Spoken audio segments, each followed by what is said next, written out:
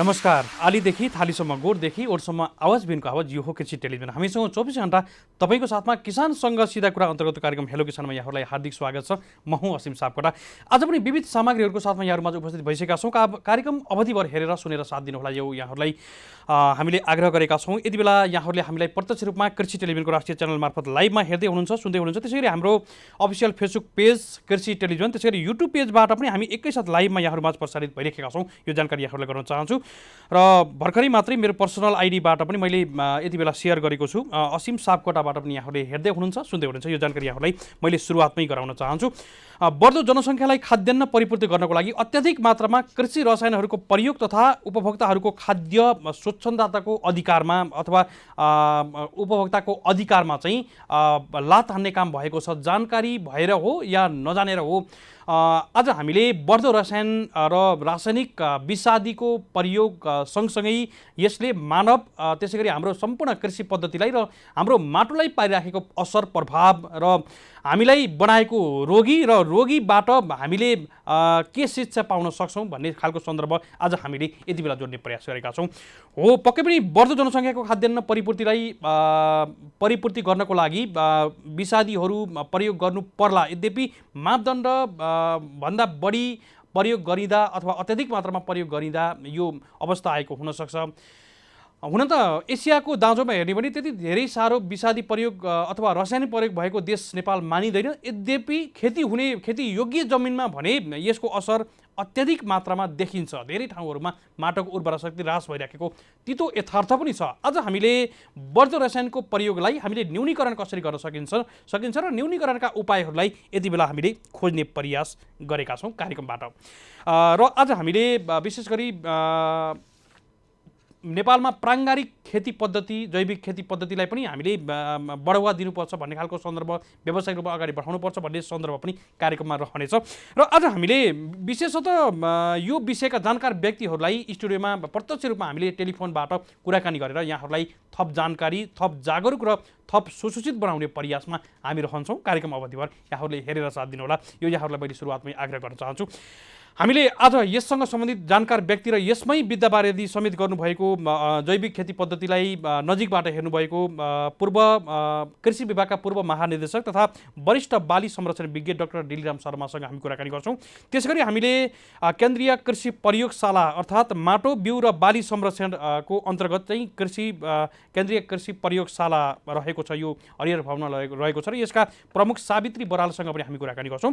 त्यसगरी हामीले कृषि अनुसन्धान परिषद नारका वरिष्ठ वैज्ञानिक डाक्टर सुनिल अर्यालसँग पनि हामी कुराकानी गर्छौँ भने त्यसैगरी हामीले प्लान्ट क्वारेन्टाइन तथा विषादी व्यवस्थापन केन्द्रका वरिष्ठ बाली संरक्षण अधिकृत रामकृष्ण सुवेदीसँग पनि हामी कुराकानी गर्छौँ। यो विषयमा हामीले विषादीको न्यूनीकरण, रसायनको न्यूनीकरणसँगै हामीले अरू खेती पद्धतिका अवलम्बन गर्नुपर्ने आवश्यकता भइसकेको छ। हाम्रो स्वास्थ्य बिग्रिसकेको यो परिप्रेक्ष्यमा चाहिँ हामीले यतातिर लाग्नलाई सबैलाई प्रेरित गर्नुपर्छ भनेर पनि आज हामीले यो विषयलाई जोडिराखेका छौँ।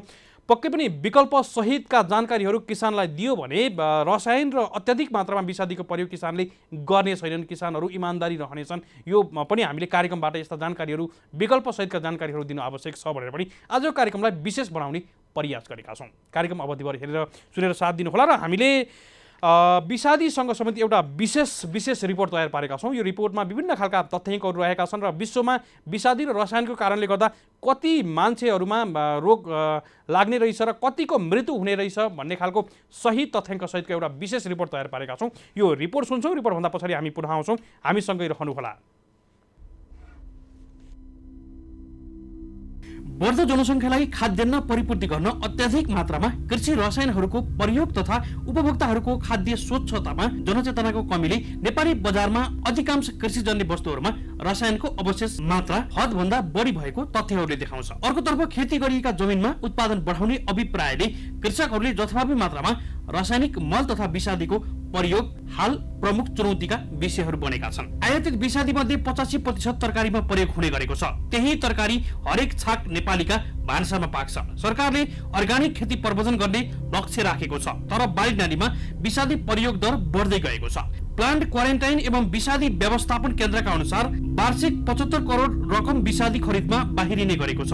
वार्षिक 635 टन कीटनाशक विषादी आयात हुने गरेको छ। विषादीको प्रयोगको अवस्थाबारे प्लान्ट क्वारेन्टाइन एवं विषादी व्यवस्थापन केन्द्रको प्रतिवेदनमा उल्लेख रहेको छ। कृषि तथा पशुपन्छी विकास मन्त्रालय अन्तर्गतको केन्द्रले 2 वर्ष लगाएर अध्ययन गरेको थियो। अध्ययन अनुसार बालीनालीमा प्रति हेक्टर 396 ग्राम विषादी प्रयोग हुन्छ।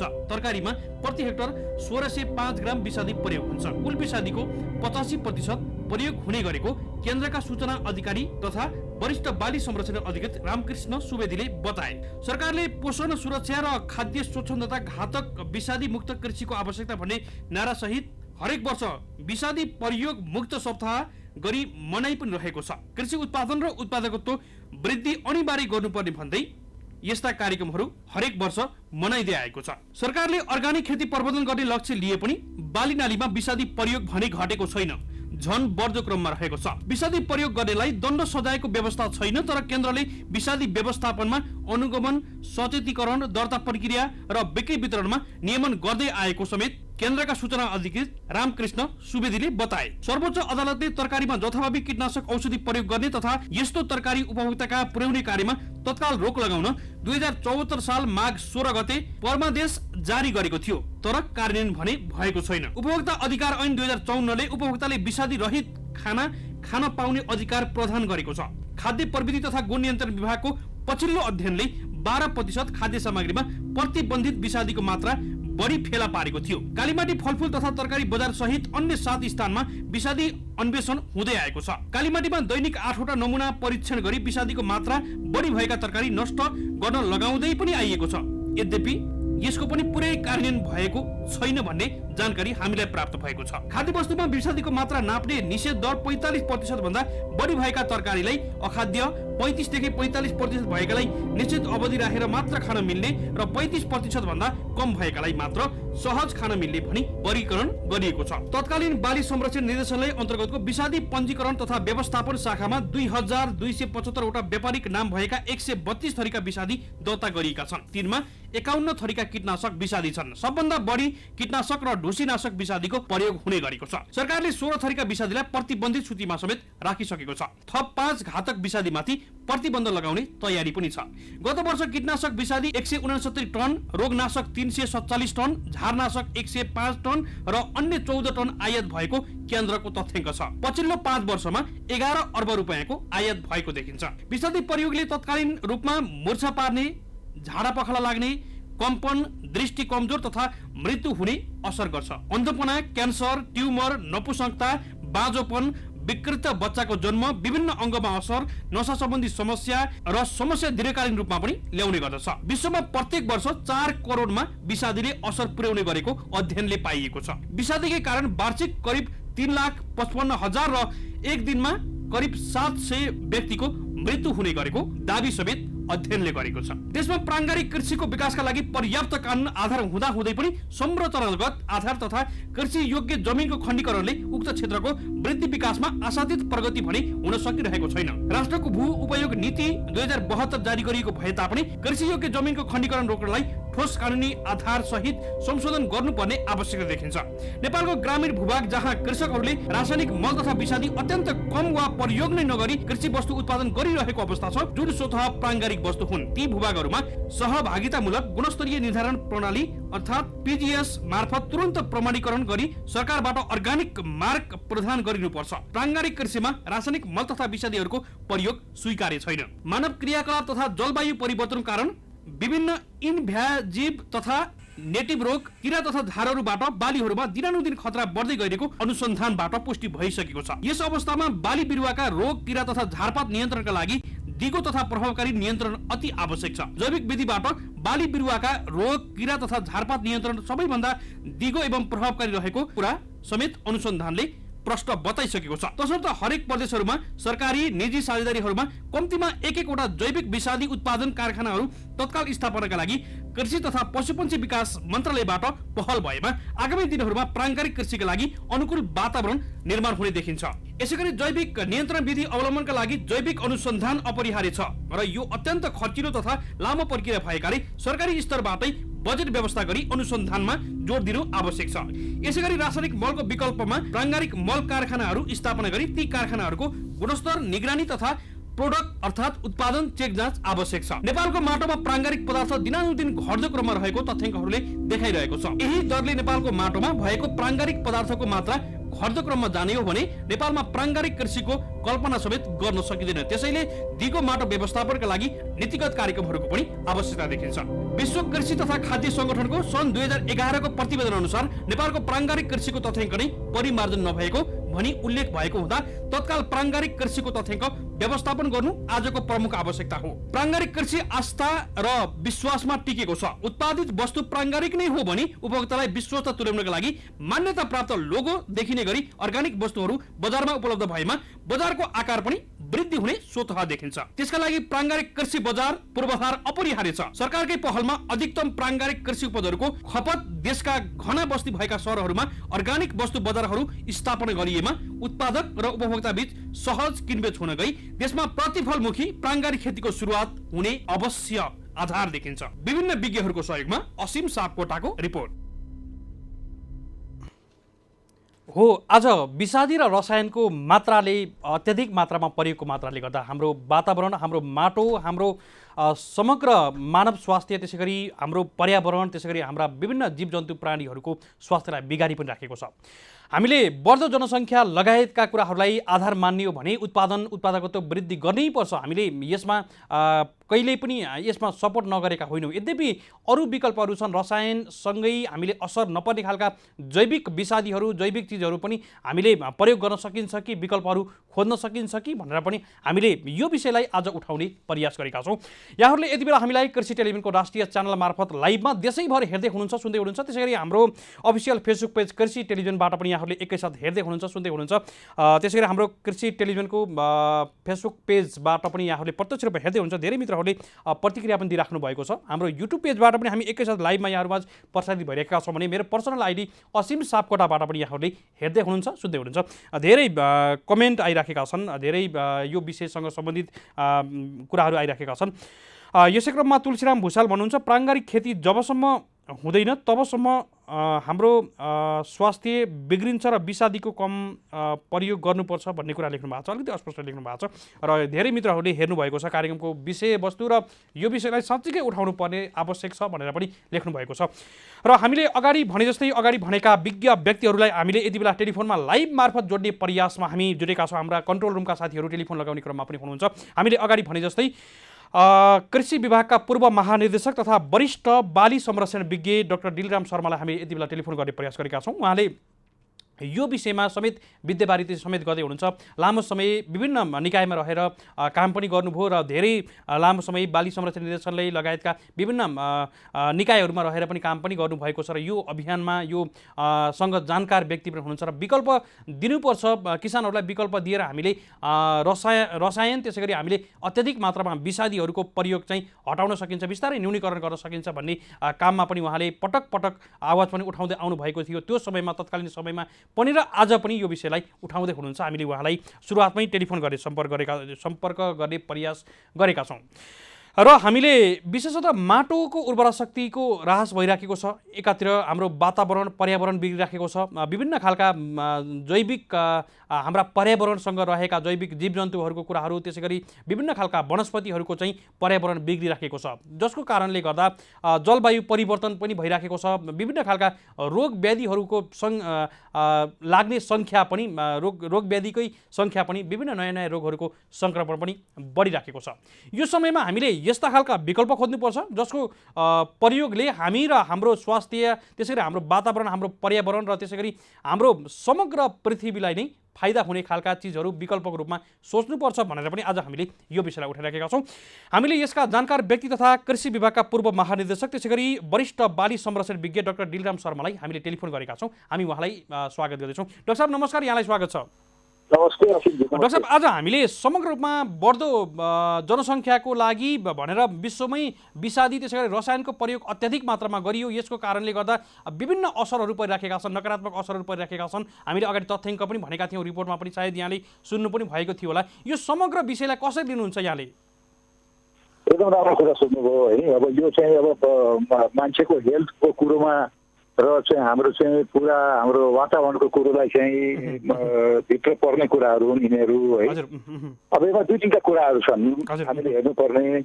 एक त के छ भने हाम्रो कृषिको उत्पादन हामीलाई वृद्धि गर्नुपर्ने छ हाम्रो है। भने अर्कोतिर चाहिँ हामीले चाहिँ हामीले खाने हाम्रा कृषिबाट उत्पादन भएर आएका खानेकुराहरू पनि हाम्रो चाहिँ सेफ हुनुपर्ने है। यसको क्वालिटी राम्रो हुनुपर्ने। यसमा कुनै किसिमको चाहिँ त्यसलाई उपभोग गरेपछि कुनै किसिमको चाहिँ नकारात्मक असर पर्ने खाले या रोग व्याधि लाग्ने खाले हुनु भएन। यी दुईटा कुराहरू छन् खास गरेर। अब त्यसको लागि चाहिँ पहिलो कुरो के छ भने अब उत्पादन वृद्धि गर्नको लागि अब संसारभरि नै के छ भने अब फार्मिङमा होइन कृषि कर्मको गर्दाखेरि रोग र किराहरू जहाँ पनि आउँछ है। कहीँ कम आउने, कहीँ बेसी आउने, कहीँ कुनै एक किसिमको किरा अथवा रोग आउने, कुनै देशमा अर्कै किसिमको आउन सक्ने मात्रै हो फरक भनेको। र तिनीहरूलाई व्यवस्थापन हामीले गर्नुपर्छ। व्यवस्थापन गर्न सकेन भने फेरि भने जस्तो उत्पादन आउँदैन। उत्पादन आएन भने कस्ट अफ प्रोडक्सन हाई हुन्छ। त्यसले गर्दाखेरि फेरि नाफा आउँदैन। फेरि कृषि कर्म नै त्यो चाहिँ फेरि ध्वस्त भएर जान सक्छ है। त्यसको लागि नै हो कि खास गरेर विषादी भनेर भनेको चाहिँ अब रोग र किरालाई निर्मूल पार्ने र उत्पादन वृद्धि गर्न भनेर चाहिँ विषादीहरू बने। तर त्यो विषादी मात्रै, रासायनिक विषादी मात्रै एउटा विकल्प चाहिँ होइन होइन। त्यसको लागि अरू विकल्पहरू पनि छन् होइन। तपाईँलाई थाहै नै छ। अब अरू विकल्पहरू थुप्रै छन्। त्यसमध्ये हामीले चाहिँ एउटा चाहिँ राम्रो विकल्प चाहिँ आइपिएम भनेर ल्याएको थियौँ नेपालमा। 16-17 वर्षसम्म हामीले चाहिँ एफएओको सहयोगमा होइन टेक्निकल सहयोगमा हामीले त्यो सञ्चालन पनि गरेका हौँ। त्यो आइपिएमलाई चाहिँ हामीले किन ल्यायौँ भनेपछि विषादीले गर्दा हाम्रो इन्भाइरोमेन्टलाई होइन ह्युमन हेल्थलाई त्यसले बिगार गर्यो है। र त्यसले क्वालिटी प्रोडक्ट भएन। अब हाम्रो चाहिँ उत्पादनमा रेसिड्यू बढ्यो है। त्यसले हाम्रो हेल्थलाई नकारात्मक असर पार्यो। र त्यसलाई चाहिँ न्यूनीकरण गर्नको लागि आइपिएम टेक्नोलोजीलाई चाहिँ हामीले चाहिँ बढावा दिनुपर्छ। नेपालमा किसान दाजुभाइ दिदीबहिनीहरूलाई आइपिएम पद्धति सिकाउनुपर्छ जसबाट सदभर विषादीको प्रयोग नगर्ने र अन्य वैकल्पिक जुन व्यवस्था छ त्यसलाई प्रयोग गर्ने र अन्तको अवस्थामा एकदमै अन्तमा चाहिँ यदि चाहिँ हुँदै भएन र चाहिँ हाम्रो चाहिँ धेरै नोक्सान हुन थाल्यो भने मात्रै त्यो पनि सेफ पेस्टिसाइडलाई प्रयोग गर्ने भन्ने सिद्धान्तको रूपमा चाहिँ आइपिएम भित्रिएको हेर्नुहोस् है। र त्यो अत्यन्त राम्रो थियो र नेपाली कृषक दाजुभाइ दिदीबहिनीहरू पनि त्यसमा चाहिँ धेरै त्यसमा लाग्नुभयो है। र धेरै सफल पनि हुनुभयो। धेरै आइपिएम उत्पादनहरू पनि भए र अहिले पनि आज पनि चाहिँ धेरै किसान दाजुभाइ दिदीबहिनीहरूले आइपिएम पद्धतिबाट चाहिँ आफ्नो खेती पनि गरिराख्नु भएको अवस्था छ। तर त्यति भन्दा भन्दै पनि सबै ठाउँमा चाहिँ आइपिएमले चाहिँ त्यसलाई चाहिँ अवगतेको चाहिँ छैन होइन। अब त्यो विषादी चाहिँ भनेको के छ भने संसारभरि नै एउटा चाहिँ यो एग्रिकल्चर एउटा इनपुट्समा पर्छ कि तत्त्व नभई नहुने तत्त्व पनि पर्छ हेर्नुहोस् है। अब विषादी भन्नाले कति थरीका विषादी हुन्छन् भन्ने कुरा आउँछ। एउटा केमिकल विषादी जसले हामीलाई धेरै नोक्सान पुर्याउँछ होइन। अर्को हाम्रो बायोलोजिकल छ। फेरि हाम्रो बोटानिकल विषादीहरू छन् जसले चाहिँ हाम्रो हेल्थलाई हाम्रो इन्भाइरोमेन्टलाई नोक्सान पुर्याउँदैन होइन। अब हामीले कस्तो किसिमको विषादी छर्ने अथवा हाल्ने अथवा हाम्रो प्रयोग गरेर रोग र किरालाई हामीले निर्मूल पार्ने भन्ने कुरो त्यो हाम्रो आफ्नो डिसिजनमा भर पर्ने कुराहरू हो होइन। अब त्यो डिसिजन भन्दैमा फेरि चाहिँ सबै रोग किरालाई जति मात्रामा लागे पनि तुरुन्तै चाहिँ त्यो रोग किरालाई चाहिँ निर्मूल पार्न सक्ने फेरि हाम्रो बोटानिकल र बायोलोजिकल विषादीमा चाहिँ छैन फेरि है। त्यसलाई चाहिँ हामीले विचार गर्नुपर्ने छ कि त्यसो भने बोटानिकल र बायोपेस्टिसाइडले चाहिँ के छ भने अब सुरुको अवस्थामा अथवा कम भएको अवस्थामा होइन र इन्भाइरोमेन्टले साथ दिएको अवस्थामा र हामीले हाल्न जान्ने हामीले एप्लाई गर्न जान्ने तरिका आदि इत्यादिमा भर पर्ने हो कि यिनीहरू है। तर केमिकल विषादी भनेको के हो भनेपछि फेरि अब यो त्यो प्रयोग गर्ने बित्तिकै हामीले सही तरिकाले प्रयोग गर्छ भने त्यसलाई चाहिँ तुरुन्त निर्मूल हुन सक्ने सम्भावना यसको चाहिँ बढी हुन्छ होइन।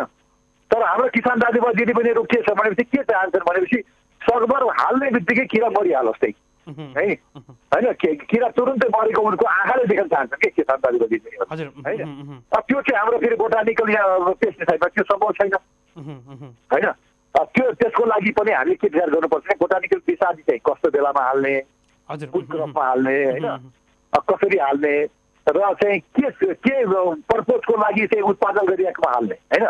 जस्तै हामीले अर्ग्यानिक खेतीको हामीले जब बढावा गरिरहेको छौँ नेपालमा भने अर्ग्यानिक उत्पादन गर्नको लागि हामीले बायोपेस्टिसाइड हाल्नु पर्यो।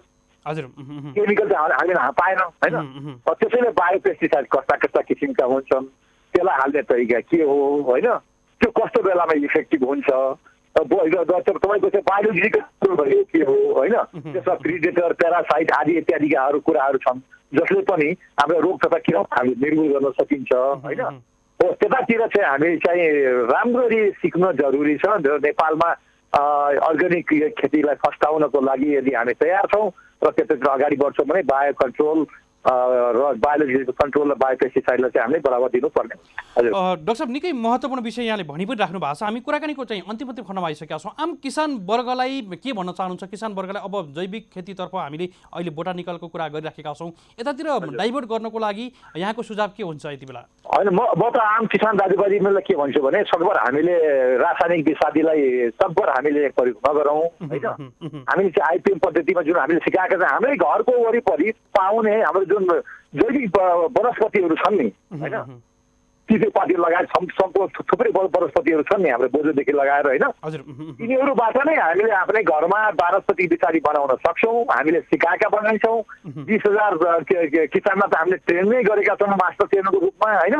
उहाँहरू चाहिँ हरेक गाउँमा पनि हुनुहुन्छ जस्तो लाग्छ। आज पनि उहाँहरूले सहयोग पनि गरिराख्नु भएको छ र त्यसलाई विषादी बनाउनको लागि केही ठुलो कुरो पनि छैन। तपाईँको आधा घन्टा चाहिँ तपाईँको परामर्श लिन सक्नुभयो भने कृषि ज्ञान केन्द्रसँग होइन, तपाईँहरूले सिक्न सक्नुहुन्छ। आफैले विषादी बनाऊ र विषादीलाई प्रयोग गरौँ र अन्त अवस्थामा चाहिँ सक्दै सकिएन र भुलै भएन भने मात्रै हामीले रासायनिक विषादी प्रयोग गर्यो भन्ने मेरो अनुरोध छ। डाक्टर साहब, निकै महत्त्वपूर्ण विषयमा आम किसान वर्गलाई काम लाग्ने र यो विकल्प सहितको परामर्शको लागि हामी कृतज्ञ छौँ। यहाँलाई कृतज्ञ ज्ञापन गर्दै बिदा गर्न चाहन्छौँ। नमस्कार। धन्यवाद सिंहजी, तपाईँले मलाई दुईटा शब्द भन्ने मौका जुन दिनुभयो त्यसलाई धन्यवाद। हुन्छ डाक्टर साहब, अहिले बिदा गर्छौँ। हजुर, हामीले बिदा गरिसकेका छौँ। हामीसँग हुनुहुन्थ्यो कृषि विभागका पूर्व महानिर्देशक, त्यसै गरी वरिष्ठ बाली संरक्षण विज्ञ पनि हुनुहुन्थ्यो र बाली संरक्षण निर्देशालयका तत्कालीन निर्देशक पनि हुनुहुन्थ्यो, कार्यक्रम निर्देशक भएर पनि लामो समय काम पनि गर्नुभएको र यो विषयमा जानकार व्यक्ति पनि हुनुहुन्थ्यो। हामी उहाँसँग छलफल गर्दैथ्यौँ। कुराकानीमा जोड दिनुभएकोमा डाक्टर दिलराम शर्माज्यूलाई विशेष आभार प्रकट गर्न चाहन्छौँ।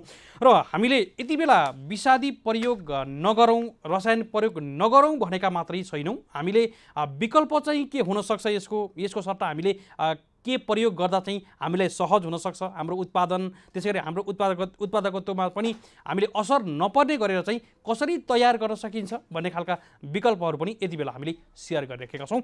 र नेपालमा विषादी र रसायनको अत्याधिक मात्रामा प्रयोग भएको छ। हामीले अगाडि रिपोर्टमा पनि भनेका थियौँ, धेरै कुराहरू भनेका थियौँ। देशको नेपालमा कृषि विकासका लागि प्राङ्गारिक कृषिको लागि पर्याप्त आधार हुँदै पनि हामी यति बेला अलिकति पछि नै परेका छौँ, ब्याक आएका छौँ। यो समयमा आम किसान वर्गहरूलाई जानकारी दिनु आवश्यक छ, सुसूचित बनाउनु आवश्यक छ भनेर पनि यो खालको विषयलाई हामीले उठाइ पनि राखेका छौँ।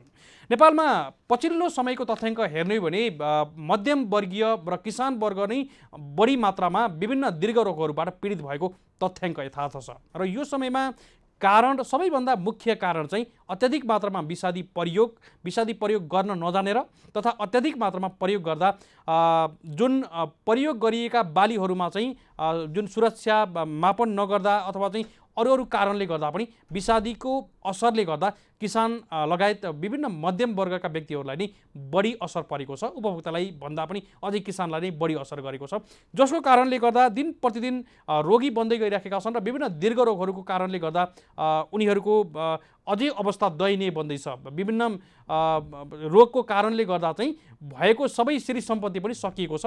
त्यसैले हामीले स्वास्थ्य नै सबैभन्दा ठुलो धन हो, यसलाई हामीले जोगाउनु पनि आवश्यक छ र हाम्रो पर्यावरणलाई जोगाउनु आवश्यक छ। हामी र हाम्रा सबै मानव स्वास्थ्य, त्यसै गरी हाम्रा प्राणी जगतका सबै स्वास्थ्यहरूलाई, त्यसै गरी हाम्रो जीव जन्तु लगायतका हाम्रा पर्यावरणलाई पनि जोगाउनु आवश्यक छ र हामीले विकल्पहरू चाहिँ के हुनसक्छ भनेर पनि यति बेला छलफल गरिरहेका छौँ। यसैसँग सम्बन्धित जानकार व्यक्तिहरूसँग हामी अनुभव पनि साझिराखेका छौँ। हामीले अगाडि भने जस्तै यति बेला हामी टेलिफोन लगाउने क्रममै पनि रहेका छौँ। हामीले केन्द्रीय कृषि प्रयोगशाला जसले माटो बिउ र बाली संरक्षणको लागि विभिन्न कार्यहरू गर्दै आएको पनि छ, जुन हरिहर भवनमा रहेको कार्यालय छ, यसका प्रमुख सावित्री बरालसँग हामी यति बेला टेलिफोन गर्ने प्रयास गरेका छौँ। उहाँसँग पनि हामीले केही कुराहरू पक्कै पनि बुझ्छौँ। हामीले माटो र विभिन्न खालका बालीहरूको संरक्षण गर्दै गर्दा मानव शरीरलाई त्यसै गरी विभिन्न प्राणीहरूलाई पनि सपोर्ट गर्ने खालका उत्पादनहरू हामीले गर्नुपर्ने आवश्यक छ भनेर पनि यस्ता विषयहरूलाई जोड दिनु आवश्यक छ भनेर पनि हामीले कार्यक्रमबाटै उठाइ पनि राखेका छौँ। यसै क्रममा हामीलाई विभिन्न खालका प्रतिक्रियाहरू पनि प्राप्त भइरहेका छौँ। हामीले यति बेला कन्ट्रोल रुममा मैले आग्रह पनि गर्दछु, टेलिफोन लगाउनको लागि मैले आग्रह गर्दछु। केन्द्रीय कृषि प्रयोगशालाकी प्रमुख सावित्री बराललाई टेलिफोन गर्नको लागि मैले आग्रह गरेको छु। हामी उहाँसँग पक्कै पनि कुराकानी गर्छौँ। यसै क्रममा एग्रो फरेस्ट्री डेली न्युज बाट चाहिँ एउटा प्रतिक्रिया आएको छ, यो विषयलाई मैले वाचन पनि गर्न चाहन्छु। अति सान्दर्भिक कार्यक्रम उठाउनु भएकोमा धेरै आभारी पनि छौँ। अहिलेको समयमा प्राङ्गारिक खेतीलाई प्राथमिकता दिने बेला हो र रासायनिक खेतीलाई अन्त्य गर्ने समय हो र विषादी प्रयोग अन्त्य गर्ने समय हो भनेर लेख्नु भएको छ। त्यसगरी उहाँले हेलो किसान कार्यक्रम र यहाँले उठाउनु भएको कार्यक्रम अत्यन्तै जानकारीमूलक र सान्दर्भिक पनि छ। अझ राम्रो विषयहरू किसानलाई आवश्यक पर्ने जानकारीहरू पनि यहाँले ल्याइदिनु होला भनेर पनि हामीलाई सुझाव सहितको प्रतिक्रिया उहाँले दिनुभएको छ। यति बेला यहाँहरूले हामीलाई प्रत्यक्ष रूपमा कृषि टेलिभिजनको राष्ट्रिय च्यानल मार्फत हामीलाई लाइभमा हेर्दै हुनुहुन्छ, सुन्दै हुनुहुन्छ। त्यसैभरि हामी एकैसाथ प्रसारित भइरहेका छौँ भने हाम्रो अफिसियल फेसबुक पेजबाट कृषि टेलिभिजनबाट, त्यसै गरी हाम्रो युट्युब पेजबाट पनि हामी एकैसाथ लाइभमा यहाँहरूमाझ प्रसारित भइरहेका छौँ। र मेरो पर्सनल आइडीबाट पनि यहाँहरूले सुन्दै हुनुहुन्छ, विभिन्न सेयर भइरहेका छन् र विभिन्न सामाजिक सञ्जालहरूबाट यहाँहरूले हेर्दै हुनुहुन्छ, सुन्दै हुनुहुन्छ। धेरै प्रतिक्रियाहरू पनि मैले यति बेला प्राप्त गरेको छु। र हामीले अगाडि टेलिफोन गरेका व्यक्ति अर्थात् डाक्टर दिलराम शर्माले भने जस्तै हामीले विकल्प खोज्नु आवश्यक छ। आइपिएमका कुराहरू धेरै किसानहरूलाई जानकारी पनि छ, अलिकति सहजकर्ता अगुवा किसानहरूलाई आइपिएमको विषयमा धेरै जानकारी पनि छ। आइपिएम पद्धतिबाट खेती गरिएको धेरै ठाउँहरूमा पनि छ र यद्यपि यो विषयलाई पनि फेरि पनि अभियान स्वरूप चलाउनु आवश्यक पनि छ। हामीले यो भने जानकारी गराउन चाहन्छौँ। र केही समय पछाडि हामीले प्लान्ट क्वारेन्टाइन तथा विषादी व्यवस्थापन केन्द्रका वरिष्ठ बाली संरक्षण अधिकृतसँग पनि हामी कुराकानी गर्छौँ। यति बेला भने हामीसँग कृषि अनुसन्धान परिषद नारका वरिष्ठ वैज्ञानिक डाक्टर सुनिल अर्याल हुनुहुन्छ। हामी उहाँलाई स्वागत गर्दछौँ। डाक्टर साहब नमस्कार, यहाँलाई स्वागत छ। धन्यवाद। डाक्टर साहबले हामीलाई सुरुदेखि नै सुन्दै हुनुहुन्छ? हजुर, म सुन्दै थिएँ, हाम्रो दिल्ली सरको कुरा पनि सुने। सुन्नुभयो, ठिक छ। मैले यहाँनिर जोड्न खोजेको चाहिँ अब विषादी र रसायनको अत्याधिक मात्रामा प्रयोगले गर्दा हाम्रो खेती पद्धति पनि बिग्रिएको छ, हाम्रो माटो उर्वरा शक्ति ह्रास भइराखेको छ र हाम्रो जीवन नै हाम्रो दोसाधमा परेको छ, अर्थात् हामी रोगी बन्दै पनि गइराखेका छौँ। यो समग्र विषयलाई कसरी लिनुहुन्छ डाक्टर साहब यहाँले? मैले अब तपाईँले विषादी धेरै प्रयोग भएको छ भन्नुभयो, मैले यसरी राखौँ सबै क्षेत्रमा होइन। अब हामीले यदि विषादी प्रयोगको कुरा गर्ने हो भने एउटा अध्ययनले के देखाएको छ भने हामीले अहिले खास विषादी भने नि धेरै प्रकारको विषादी हुन्छ, कीटनाशक होइन, रोगनाशक, त्यसै झारनाशक, मुसानाशक, यी सबै विषादीहरूको हिसाब गर्दाखेरि जम्मा हामीले प्रयोग गर्ने भनेको 400 ग्राम खास विष प्रति हेक्टर होइन। र यसको तुलनामा हामीले अरू देशहरू, विकसित देशहरू हेऱ्यौँ भने ताइवान हेऱ्यौँ भने 17 केजीसम्म छ खास विष, चाइना भनेको 14 केजीसम्म छ होइन।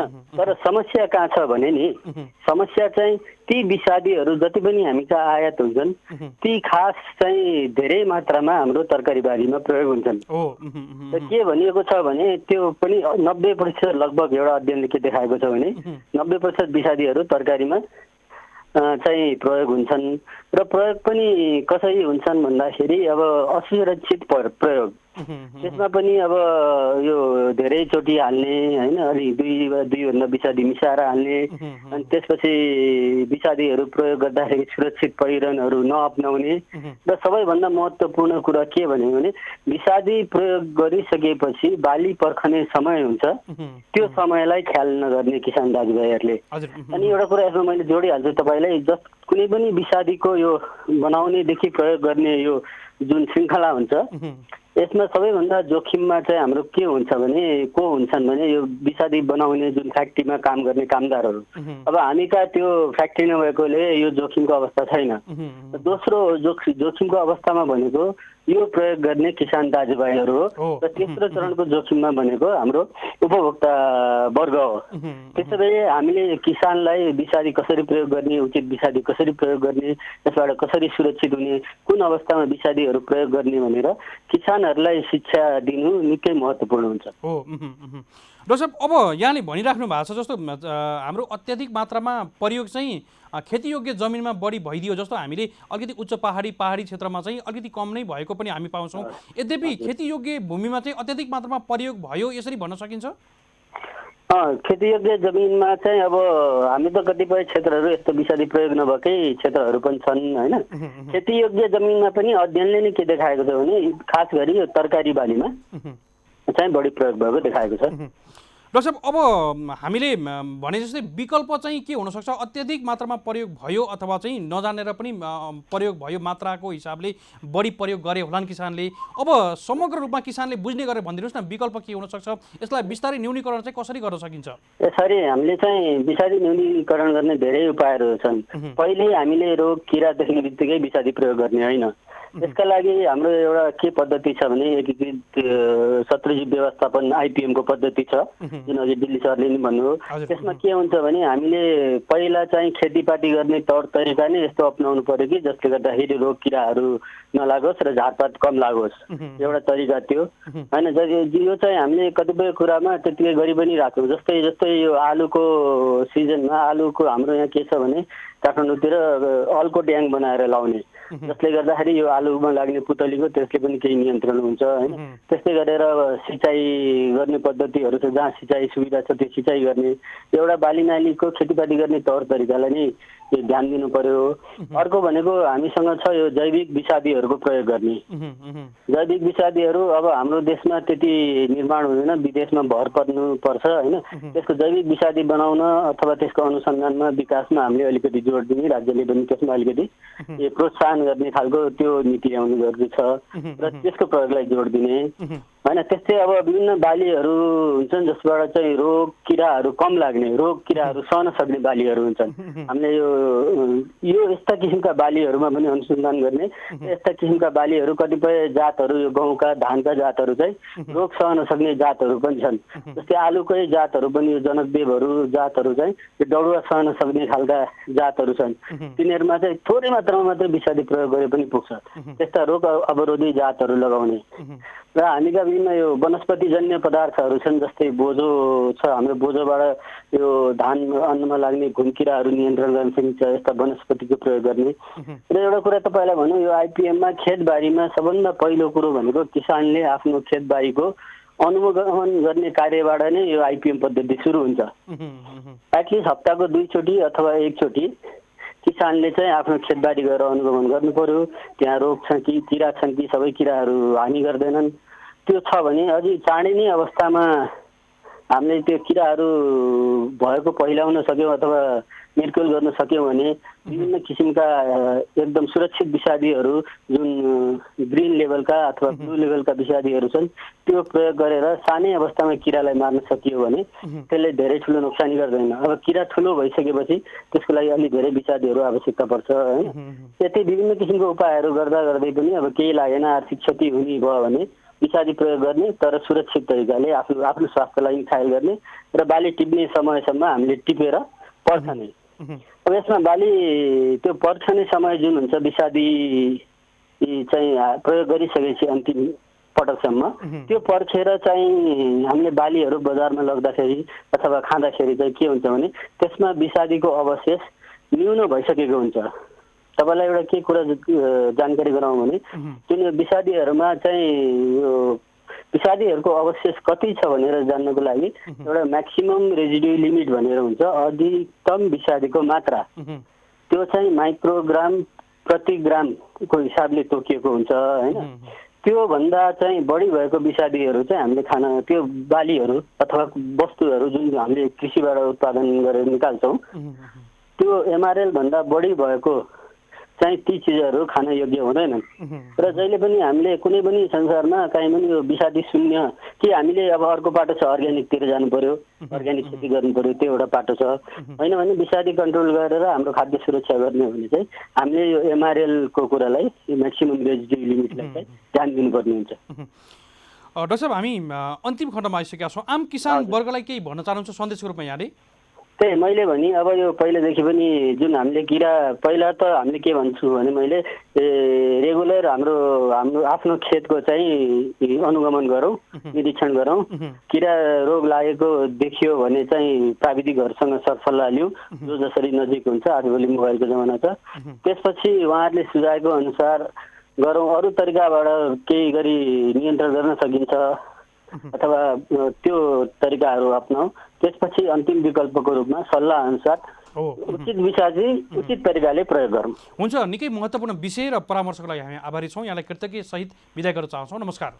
धन्यवाद। हजुर, हामीले बिदा गरिसकेका छौँ। हामीसँग कृषि अनुसन्धान परिषद अर्थात् नारका वरिष्ठ वैज्ञानिक डाक्टर सुनिल अरियाल हुनुहुन्थ्यो। हामी उहाँको परामर्श लिएका थियौँ। विशेष गरी विकल्पको रूपमा हामीले अरू के हुन सक्छ कि भन्ने कुरा पनि थियो र हामीले अन्तिम अवस्थामा प्रयोग गर्नै पर्ने अवस्था छ भने मात्रै प्रयोग गरौँ भन्ने खालको उहाँको महत्त्वपूर्ण परामर्श अन्तिम खण्डमा आएको परामर्शलाई हामीले यति बेला टिप्पणी पनि गर्न चाहन्छौँ र हामीले अरू विकल्पहरू खोज्दै जाउँ। हामीले बिउ रोप्ने बेलादेखि लिएर हामीले बिउ उपचारदेखिका कुराहरूलाई हामीले सही कुराहरू व्यवस्थापन गर्दै गइयो भने बिउ उपचार, त्यसै गरी हाम्रो जुन ठाउँको उपचार, माटोको उपचार गर्दै हामीले मात्रै खेतीपाती सुरुवात गरियो भने चाहिँ धेरै रोगहरूबाट बचाउन सकिन्छ, बालीलाई बचाउन सकिन्छ भनेर विज्ञहरूले पनि भनिराख्नुहुन्छ। यो कुरालाई फलो गर्दै जानुपर्छ भन्ने खालको सन्देश पनि उहाँले दिनुभएको थियो।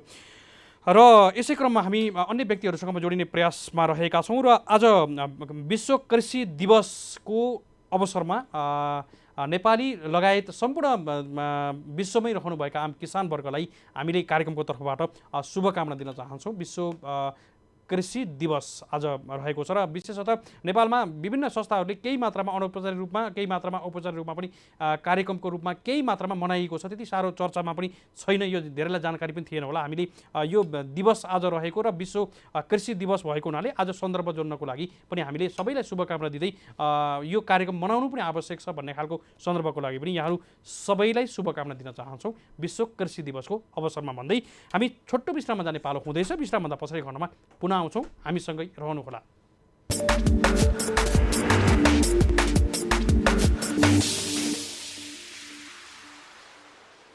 हजुर, कार्यक्रममा पुनः स्वागत छ। हामी यति बेला कार्यक्रम हेलो किसानमा रहेका छौँ। कृषि टेलिभिजनको राष्ट्रिय च्यानल मार्फत हामी लाइभमा देशैभर प्रसारित भइरहेका छौँ भने हाम्रो अफिसियल फेसबुक पेज, त्यसै गरी युट्युब पेजबाट पनि हामी एकैसाथ लाइभमा यहाँहरूमाझ प्रसारित भइरहेका छौँ।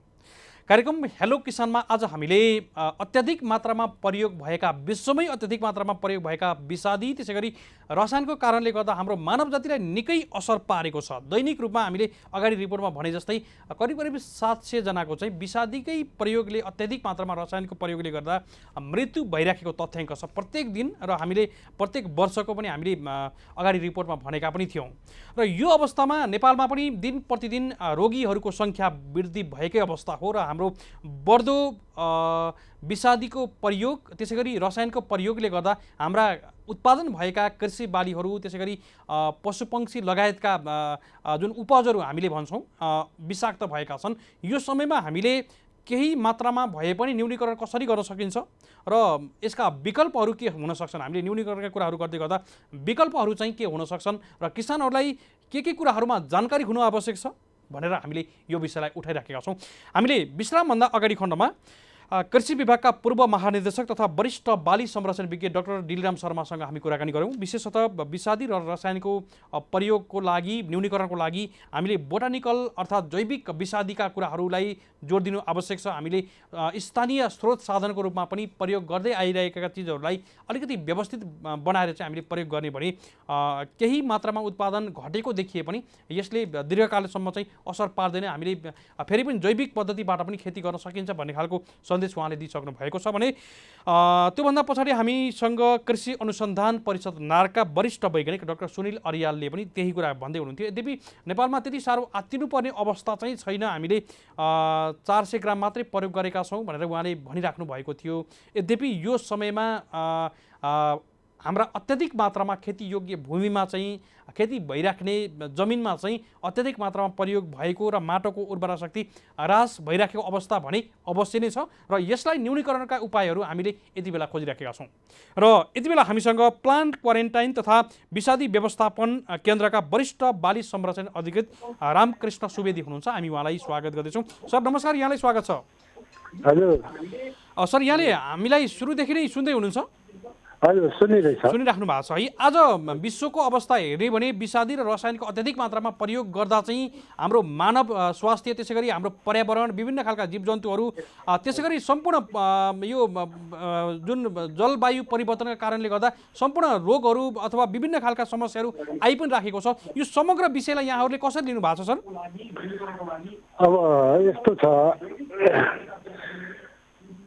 विषादीको प्रयोग पक्कै पनि बढिरहेको हो होइन, र त्यसका नकारात्मक असरहरू पनि देखिरहेका छन्। तर पनि विषादी प्रयोग बढ्नुको कारणहरू हामीले पत्ता लगाउनु जरुरी छ। अब एउटा कुरो हामी व्यावसायिक खेतीलाई पनि प्रोत्साहन गरिरहेका छौँ, अर्कोतिर हामी प्राङ्गारिकको कुरो पनि गरिरहेका छौँ। जब हामी व्यावसायिक खेतीतिर लाग्छौँ त्यस बेलामा विषादीको प्रयोग भनेको पक्कै पनि जरुरत पर्छ होला होइन। तर विषादीको प्रयोग गर्नुपर्छ भन्दैमा त्यसको जथाभावी प्रयोग चाहिँ उपयुक्त मानिँदैन।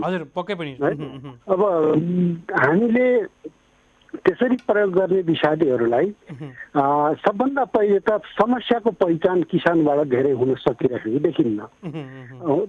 जब समस्या नै पहिचान हुँदैन भने कुन विषादी कति मात्रामा कसरी छर्ने त्यो कुरोमा किसानहरूलाई अलिकति अनभिज्ञता आउन सक्छ।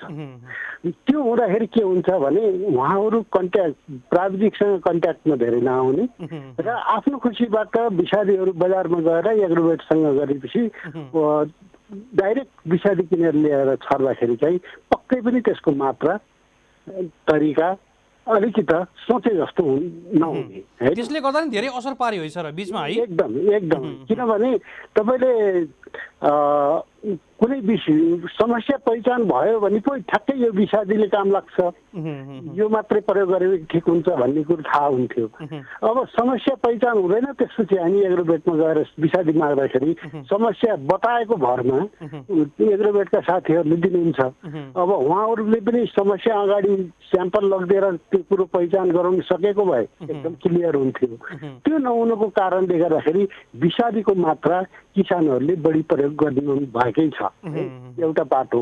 दोस्रो पाटो त्यो विषादीलाई प्रयोग गर्ने तरिकाहरू, डोजका कुराहरू, मात्राका कुराहरू, यो चिजले पनि असर गरेको छ। किनभने विषादी त एउटा डोज हुन्छ होइन, त्यो निश्चित मात्रा हुन्छ, त्यो मात्राभन्दा बढी प्रयोग भयो भने त त्यो त खेर जाने चिज हो होइन। किराहरूलाई त निश्चित मात्राले काम गर्छ, अरू सबै माटोमा जाने हो। अब हामीले प्रयोग गरेका विषादीहरूमध्ये जति पानी हामीले छर्छौँ त्यो छरेको पानी 90% पानी त माटोमा जान्छ होइन। अन्त माटोको सम्पूर्ण माइक्रो अर्गानिजमहरू जुन हामीलाई लाभदायक किरा छन् ती चिज पनि यसले असर गरिरहेको है। त्यो कारणले गर्दाखेरि एकातिर एउटा समस्या पहिचान गर्न नसक्नु, दोस्रो चिज अनावश्यक विषादीहरू पनि प्रयोग गर्दै जानु, तेस्रो चिज चाहिँ त्यसको मात्रा निश्चित मात्रा नपुर्याउँदाखेरि पनि अर्को समस्या जन्मिएको हुन्छ। अनि त्यसमा थपिन्छ के भने छर्ने तरिकाहरू। हामी जस बेला पनि छर्छौँ है, बिहानै दिउँसो बेलुकी जस बेला पनि हामी छर्ने बानी छ। आफूले कस बेला फुर्सद हुन्छ त्यो अनुसार छर्ने गर्छौँ। तर दिउँसोको बेलामा छरिएको कुनै पनि विषादीहरू खासै किराको लागि व्यवस्थापनमा खासै काम गर्न सक्दैन। भनेपछि बिहान अथवा बेलुका छर्नु पर्यो सर है? हजुर, बिहान अथवा बेलुकी छर्नुपर्ने जरुरत हुन्छ। सकेसम्म सूर्यको किरणले त्यसलाई नष्ट नगरोस् है, त्यो तरिकाले छर्नुपर्ने हुन्छ। र यो पछाडि चाहिँ हामीले फेरि कस्तो छ भने किसानहरूको सोचाइ के छ भने हामीले विषादी छरेपछि सबै किराहरू अथवा मेरा सबै समस्याहरू समाधान हुनुपर्छ, यदि त्यो समाधान भएन भने फेरि मैले दोहोऱ्याउनु पर्छ तुरुन्तै भन्ने किसिमको सोच छ है। त्यो जरुरत होइन। सबै किराहरू एकैचोटि मर्छन् भन्ने छैन। त्यो विषादीको प्रयोगले बिस्तारै त्यो कन्ट्रोल हुँदै जान सक्छ। र दोस्रो चिज केही त्यो निश्चित अवधि हुन्छ अर्को पटक छर्नको लागि होइन। त्यो निश्चित अवधि पर्खेर पुनः छर्नु पर्यो भने पनि कमसेकम पर्खिनु पर्यो होइन, 2-4 दिन पर्खिनु पर्यो, त्यसपछि मात्रै छरियो भने त्यसले चाहिँ काम गर्न सक्छ, एउटा पाटो। अर्को चिज के छ भने हामीले एउटा समस्यालाई लगेको विषादी अरू समस्या भएका ठाउँमा पनि त्यही छर्ने गर्छौँ कि विषादी भनेको त रुखको छुट्टै छ, झारको छुट्टै छ, किराको छुट्टै छ। किरामा पनि यो विभिन्न खालका किराहरूलाई विभिन्न खालको विषादीहरू प्रयोग गर्नुपर्ने जरुरत हुन्छ। त्यो बेलामा चाहिँ किसानहरूले चाहिँ त्यो चिज अलिकति बुद्धि पुर्याउनुहुन्न है, मसँग यही विषादी छ, म यही छरेर हेर्छु भनेर चाहिँ त्यो पनि प्रयोग हुने गरिरहेको छ। त्यसले गर्दाखेरि पनि विषादीको मात्रा चाहिँ अब त्यसले काम गर्दैन, काम नगरेपछि त्यो विषादी त हाम्रो वातावरणमै गयो है, त्यसको मात्रा त बढ्यो, विषादीको मात्रा त बढ्यो, त्यसले पनि हामीलाई असर गरेको छ। अर्को चाहिँ सबभन्दा ठुलो समस्या भनेको कहाँ हो भने विषादीको हामीलाई समस्या देखिएको हरेक विषादी प्रयोग गरिसकेपछि केही निश्चित समय विषादी प्रयोग गरिसकेपछिको एउटा निश्चित समय हुन्छ, हरेक विषादीको छुट्टा छुट्टै हुन्छ। त्यो पर्खनु पर्ने अवधि उपभोगको लागि कति दिन पर्खिनुपर्छ त्यो चिज चाहिँ धेरै पालन भएको पाइँदैन। आज विषादी छरेपछि भोलि नै छिएर बजार लाने, त्यो एकदमै रिस्की भयो, उपभोक्ताको लागि सबभन्दा रिस्की भयो। अब अरू तरिकाहरू छर्ने विषादीसँग खेल्ने भन्ने कुरो त्यो रिस्क भनेको प्रयोगकर्तालाई हो। तर पर्खनुपर्ने अवधि नपुर्याइकन मार्केटमा आयो भने त्यो चाहिँ उपभोक्ताको लागि सबभन्दा रिस्की हुन्छ, धेरै हुन्छ। त्यसैले यो विषादीलाई ओभरअल रूपमा हेर्ने हो भने यसका हामी कहाँ मात्रै यो विषादीको यत्रो समस्या किन त अन्य देशको तुलनामा अन्य देशमा त धेरै प्रयोग गर्छन् होइन। त्यही चिनमा 14 किलो प्रयोग गर्नुहुन्छ भने हामीले 400 ग्राम पनि पुगेको छ, 390 ग्राम छ। त्यत्रो प्रयोग गर्ने देशहरूमा समस्या नआउने, तर हामी कहाँ आउनुको कारण चाहिँ हाम्रो प्रयोग गर्ने व्यवस्थापन छ त्योमा चाहिँ हाम्रा थुप्रै कमजोरी रहे, जसले गर्दाखेरि यो समस्या चाहिँ हाम्रो अगाडि देखिएको। सर, अब हामी कुराकानीको अन्तिम खण्डमा पनि आइसकेका छौँ। अब किसानले बुझ्ने गरेर भनिदिनुहोस् न, विकल्प के हुनसक्छ? किसानहरूले के कुराहरूमा चनाखो भएर चाहिँ विषादी र रसायनको प्रयोग गर्नुपर्छ यो पनि बताइदिनुहोस् न सर यति बेला। एकदमै म किसानहरूलाई के भन्न चाहन्छु भने सबभन्दा पहिले त तपाईँको समस्या के हो त्यसको पहिचान गरौँ, प्राविधिकसँग सम्पर्क गरौँ, सम्बन्धित ठाउँहरूमा यसको जानकारी दिउँ र प्राविधिकले सिफारिस गरेको विषादीलाई प्राथमिकता दिउँ, एउटा चिज। दोस्रो चिज, विषादी नै सबै चिज होइन है, वैकल्पिक उपायहरूलाई पहिलो प्राथमिकता दिउँ। तपाईँले खेती गर्न सुरु गरेदेखि नै हरेक स्टेपमा खेती गर्ने तरिकामा परिवर्तन ल्याउनु पर्ने हुन्छ कि रोग र किराबाट टाढा रहनको लागि।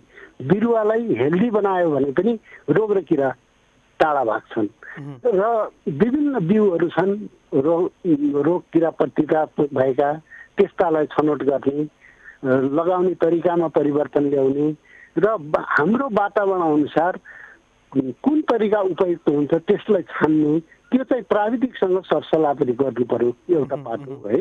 र दोस्रो पाटो वैकल्पिक उपायहरूमा हाम्रो जडीबुटीहरूको प्रयोग अथवा हाम्रा वनस्पतिहरू छन् जुन चाहिँ स्थानीय लेभलमा पाइने वनस्पतिहरू, विशेष गरेर हामीले भन्ने गर्छौँ टर्रो, पिरो, अमिलो, तितो आउने खालका जुन वनस्पतिहरू छन् त्यसबाट पनि हामीले विषादीहरू बनाएर प्रयोग गर्न सक्छौँ। त्यसपछि गएर त्यो पनि भएन अनि वैकल्पिकमा अर्को जैविक विषादीहरू बजारमा पाइन्छन्, तर हामी कहाँ नेपालमा चाहिँ जैविक विषादीहरूको प्रोत्साहनको लागि खासै त्यति राम्रो भूमिका नभएको देखिन्छ। तर पनि बजारमा उपलब्ध भएका जैविक विषादीहरूलाई हामीले प्रयोग गर्नुपर्छ।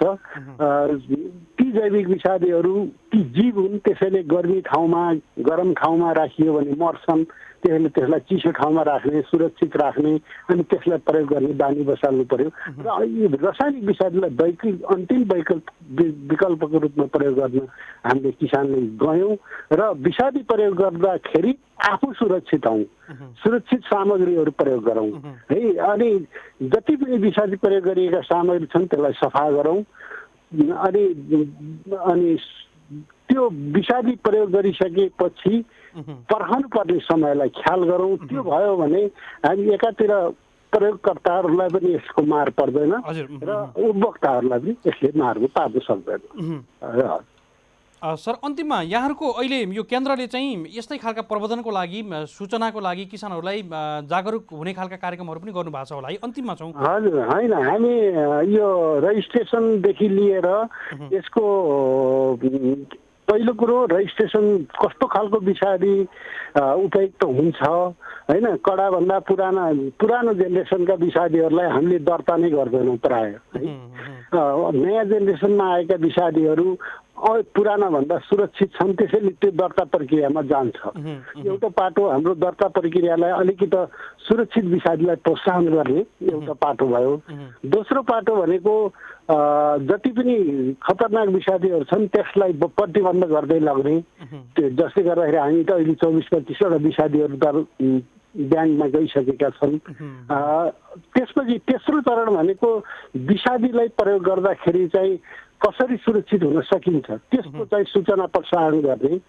उहाँहरूलाई तालिम हुन्छ गोष्ठीहरू हुन्छ अन्तर्क्रियाहरू हुन्छ त्यस मार्फत हामीहरू जाने पम्पलेट पोस्टरहरूबाट पनि धेरै शिक्षा दिन सकिन्छ त्यो हिसाबले चाहिँ त्यसको प्रसारण गर्ने रेडियो टेलिभिजनबाट यी कुराहरूलाई अलिकति प्रोत्साहन गर्ने र प्रत्यक्ष किसानहरू एग्रोवेटहरू र यो सप्लायर्सहरू यिनीहरूको बिचमा पनि हामीले अन्तर्क्रिया गरेर बढीभन्दा बढी किसानलाई शिक्षित गराउने कार्यक्रमहरू चाहिँ हामीसँग पनि रहिरहेका छन् र हामीले जस्तो यो विषादी प्रयोग मुक्त सप्ताह पनि यो अलिकति जागरणको लागि हामीले त्यसलाई अगाडि लिइरहेका छौँ यो महत्त्वपूर्ण पनि छ किनभने यसले प्रत्यक्ष केही देखाउँदैन तर पनि त्यो प्रचार प्रसारले पनि उहाँहरूलाई चाहिँ अलिकति झकझकाउने काम गर्छ यस्ता चिज बानी परेका कामलाई रोक्नको लागि चाहिँ धेरै पटक यो कुराहरू भनिराख्यो भने मात्र त्यो सुधार हुँदै जाने कुरो हो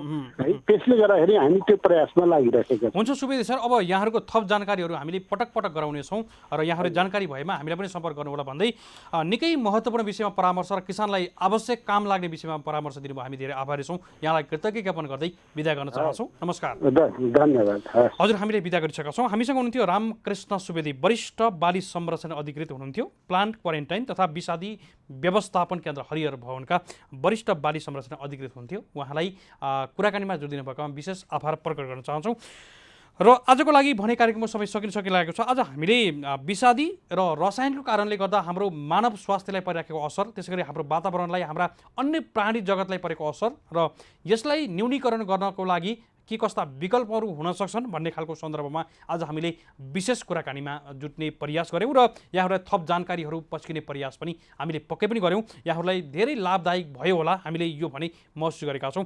हामीलाई टेलिभिजनबाट त्यसैगरी हामीलाई विभिन्न सामाजिक सञ्जालहरूबाट हेर्नुहुने यहाँहरू सम्पूर्णलाई विशेष आभार प्रकट गर्न चाहन्छु र हाम्रो कार्यक्रममा विज्ञताको रूपमा विज्ञ व्यक्तित्वहरूलाई पनि कार्यक्रममा सरिक भएर चाहिँ आफ्ना कुराहरू आम किसानमाझ आम दर्शकमाझ पुर्याउनको लागि प्रयास गरिदिनु भएकोमा हामी निकै आभारी पनि छौँ। उहाँहरू सबैलाई कृतज्ञता ज्ञापन गर्न चाहन्छौँ भन्दै कार्यक्रम हेलो किसानका सम्पूर्ण युनिट सहित असीम सापकोटा पनि यहाँहरूको माझबाट बिदा हुने अनुमति माग्छु। जय कृषि जय किसान समृद्ध कृषि नेपालको सान हेर्दै गर्नुहोला कृषि टेलिभिजन। नमस्कार।